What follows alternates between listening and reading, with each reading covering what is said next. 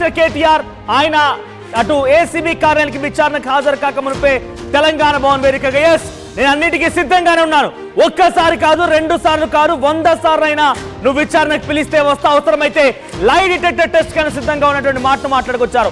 కుట్రలు కుయుక్తులు కేవలం రేవంత్ రెడ్డికే చేయడం వస్తుంది అనుకుంటే పొరపాటే, డెఫినెట్ గా రేపటి రోజున మా వంతు కూడా వస్తున్న మాటని అటు బీఆర్ఎస్ పార్టీ శ్రేణులు మాట్లాడుతున్నారు. రాజకీయ కక్షలో భాగంగానే మొన్న హరీష్ రావు కేసీఆర్ ని కాళేశ్వరం కమిషన్ విచారణకు హాజరు కామని చెప్తే ఈ రోజు 2వసారి ఫార్ములా ఈ రేస్ వ్యవహారంలో కేటీఆర్ ని పిలిచారన్నట్టుగా బీఆర్ఎస్ పార్టీ శ్రేణులు చెప్తున్నారు. ఏకంగా ముందుగా ఆయన తెలంగాణ భవన్ నుంచి ప్రారంభమయ్యే సమయానికి కూడా నేను చేసింది తప్పైతే మీరు చేసింది ఏంటి, మరి మీరు మిస్ వరల్డ్ కాంపిటీషన్ పెట్టారు, దానివల్ల ఉపయోగం ఏంటి, ఎన్ని పెట్టుబడులు వచ్చాయనే క్వశ్చన్ కూడా ఆయన రేస్ చేశారు. ప్రస్తుతానికి ఏసీబీ కార్యాలయంలో కేటీఆర్ విచారణ కొనసాగుతుంది. ఎక్స్క్లూజివ్ ఆర్టీవీ స్క్రీన్ పై చూస్తున్నారు. అది ముందుగా ఆయన ఏసీబీ కార్యాలయానికి బయలుదేరే ముందు హైదరాబాద్ కి సంబంధించిన బీఆర్ఎస్ పార్టీ నాయకులు జిల్లాల నుంచి తరలి వచ్చారు. క్షేత్రస్థాయిలోని కేటీఆర్ అభిమానులు, కేటీఆర్ బీఆర్ఎస్ పార్టీకి సంబంధించిన కార్యకర్తలు పెద్ద ఎత్తున తెలంగాణ భవన్ చేరుకున్నారు. తెలంగాణ భవన్ నుంచి ఏసీబీ కార్యాలయానికి వెళ్లారు ఆయన. సో ప్రస్తుతం ఏసీబీ డీజీ విజయ్ కుమార్ ఆయన్ని విచారిస్తున్నారు. దీంతో పాటుగా తరుణ్ జోషి ఆయన విచారిస్తున్నారు. అయితే అడ్వకేట్ రామచంద్రరావు సంబంధించిన ఆ నేతృత్వంలోనే ఈ యొక్క విచారణ కొనసాగుతోంది. ప్రస్తుతానికి ఏసీబీ అధికారుల విచారణకు హాజరై సుమారుగా గంటకు పైగా కావస్తోంది. కేటీఆర్ విచారణ ఎదుర్కొంటున్నారు. మరి ఆయన ఏం క్వశ్చన్స్ వేస్తున్నారు, ఎటువంటి ఆందోళన వ్యక్తమవుతుందో చూడాల్సిన అవసరం అయితే ఉంది. చూడండి, ఒక్కసారిగా ఏసీబీ అధికారులు విచారిస్తున్న నేపథ్యంలో దాదాపుగా అరెస్ట్ ఖాయమైందనడానికి మరొక బెస్ట్ ఉదాహరణ, మరింతగా బలం చేకూరే అంశం. ఇప్పుడు చూడండి, తెలంగాణ భవన్ కి తాళాలు వేశారు. మరి తెలంగాణ భవన్ కి ఒక రాజకీయ పార్టీకి సంబంధించినటువంటి ఆ కార్యాలయానికి తాళాలు వేయడం పైన పెద్ద ఎత్తున ఆందోళన వ్యక్తమవుతోంది. ఇది కేటీఆర్ అరెస్ట్ కి మరింతగా బలాన్ని చేకూరుస్తుంది. ఒకటే కాదు, అక్కడ సమూహంగా ఉన్నటువంటి ప్రాంతాలని పన్నిటి కూడా తరలించేస్తున్నారు. అక్కడ సమీపంగా ఒక కేఫ్ ఉంటే ఆ కేఫ్ ని కూడా పూర్తిగా అందులో బీఆర్ఎస్ పార్టీ శ్రేణులు బయటికి పంపించేశారు. ఆ కేఫ్ కి కూడా తాళాలు వేశారు. ప్రతి దాన్ని అక్కడి నుంచి తొలగించే ప్రయత్నమే కొనసాగుతోంది. ఏ ఒక్క సమూహాన్ని కూడా లేకుండా తొలగించే ప్రయత్నం కొనసాగుతుంది. హైదరాబాద్ లో ఒక రకంగా హై అలర్ట్ జారీ అయింది. పోలీసులు ఆ ఏసీబీ కార్యాలయానికి చుట్టినటువంటి సమూహాలని, తెలంగాణ భవన్ ని, ఆ తర్వాత కేఫ్ ని, ఇతరత్ర కార్యాలయం మొత్తాన్ని కూడా మూయించి వేస్తున్నారు. అక్కడి నుంచి బీఆర్ఎస్ పార్టీ నాయకులను తరలించి వేస్తున్నారు.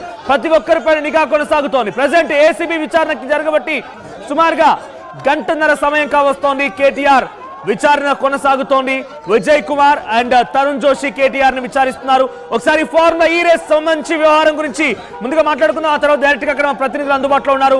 అక్కడ తాజా సమాచారం ఇచ్చే ప్రయత్నం చేస్తారు. సో ముందుగా అక్టోబర్ 2022 25వ తేదీన ఫార్ములా ఈ రేస్ సంబంధించిన Formula E operations HMDA and Ace Next మధ్య ట్రై పార్టీ అగ్రిమెంట్ కుదిరింది.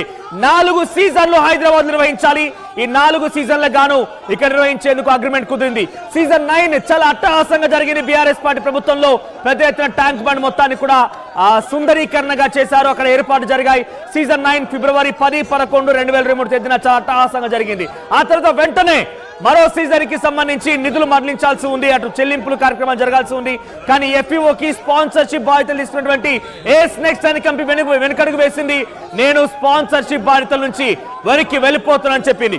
ఆ వెంటనే అక్కడికి ఆ బాధ్యతలు తీసుకోవడం కోసం హెచ్ఎండిఏ రంగంలో దిగింది. ఏకంగా హెచ్ఎండిఏ అటు ఆర్థిక శాఖ అనుమతులు లేకుండా, కేబినెట్ ఆమోద ముద్ర లేకుండా, ఎవరికి ఇన్ఫర్మేషన్ లేకుండా, ఆర్బీఐ గైడ్ లైన్స్ పాటించకుండా చాలా ఒక మౌఖిక ఆదేశాలతోనే సుమారుగా 55 కోట్ల రూపాయల్ని ఒక అక్టోబర్ 3, 2023న 22 కోట్లు, ఆ తర్వాత అక్టోబర్ 11, 2023న మరోసారి 23 కోట్లు. ఈ రకంగా 45 కోట్లు ప్లస్ 9 కోట్ల రూపాయల ట్యాక్స్ మొత్తం కలుపుకొని 55 కోట్లు సుమారుగా ఎఫ్ఈఓకి బదలాయించారు. దీనికి ఎటువంటి అనుమతులు లేవనేది ప్రధానంగా కాంగ్రెస్ పార్టీ ఆరోపణగా ఉంది.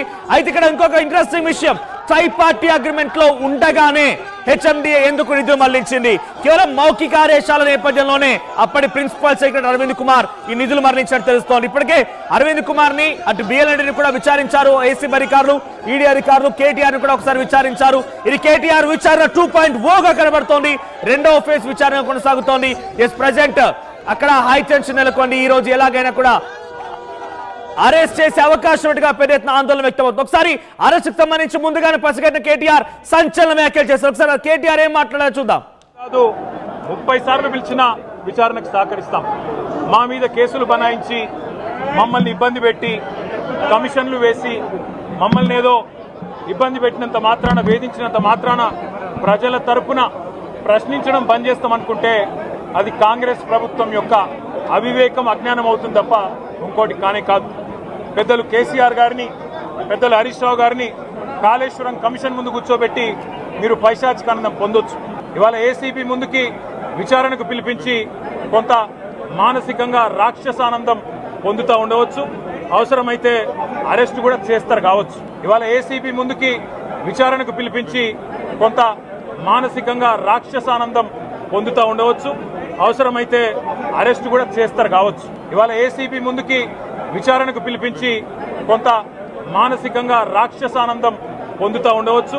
అవసరమైతే అరెస్ట్ కూడా చేస్తారు. మాటల్లో కేటీఆర్ ఏమంటున్నారు? ముందస్తుగా అవసరమైతే అరెస్ట్ చేస్తారు కావచ్చు అనే మాటను కూడా కేటీఆర్ మాట్లాడారు.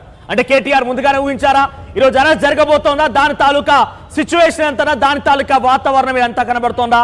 అయితే ప్రస్తుతానికి అక్కడ తెలంగాణ భవన్ ఆ కార్యాలయానికి పూర్తిగా తాళాలు వేయడం ఒక ఎత్తు, ఆ తర్వాత పక్కన కేఫ్ లో కూడా బీఆర్ఎస్ పార్టీ శ్రేణులు మొత్తాన్ని కూడా తరలిస్తున్నారు. కొన్ని వందల సంఖ్యలో పోలీసులు అక్కడ మోహరించున్నారు. చూడండి, మీరు ఆర్టీవీ స్క్రీన్ పైన చూస్తున్న ఈ విజువల్స్ అన్ని కూడా సమీపంలోని ఒక కేఫ్. చూడండి, ఇక్కడ కేఫ్ నీలోఫర్ ఆ దాని ఉన్నటువంటి బీఆర్ఎస్ పార్టీ శ్రేణులు, సాధారణ కస్టమర్ల మొత్తం కూడా అక్కడి నుంచి పంపించి వేసి ఆ కేఫ్ కి తాళాలు వేశారు పోలీసు అదుపులోకి తీసుకున్నారు కేఫ్ మొత్తాన్ని కూడా.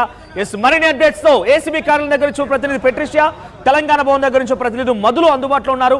Yes Madhu, so present Telangana Bhavan దగ్గర సిచ్యువేషన్ ఏంటి? తెలంగాణ భవన్ దగ్గర ఎటువంటి ఆసక్తి రేపుతోంది? తెలంగాణ భవన్ కి తాళాలు వేసినట్టు తెలుస్తోంది. దానికి కారణం ఏంటి? పోలీసులు అరెస్టు తాలూకా ఇవన్నీ ఏర్పాట్లు జరుగుతున్నాయా, లేదంటే అక్కడ ఏం జరుగుతుంది? అసలు తాళాలు వేయడం గల కారణం ఏంటి? అంటే బీఆర్ఎస్ పార్టీ ఆఫీస్ దగ్గరికి పెద్ద ఎత్తున బీఆర్ఎస్ పార్టీ శ్రేణులు చేరుకున్నాయి. ఈరోజు కేటీఆర్ ఏసీబీ విచారణకు హాజరయ్యారు కాబట్టి దాంట్లో భాగంగా మద్దతుగా ఇక్కడికి వచ్చారు. మొత్తం సందడి వాతావరణం ఉంది.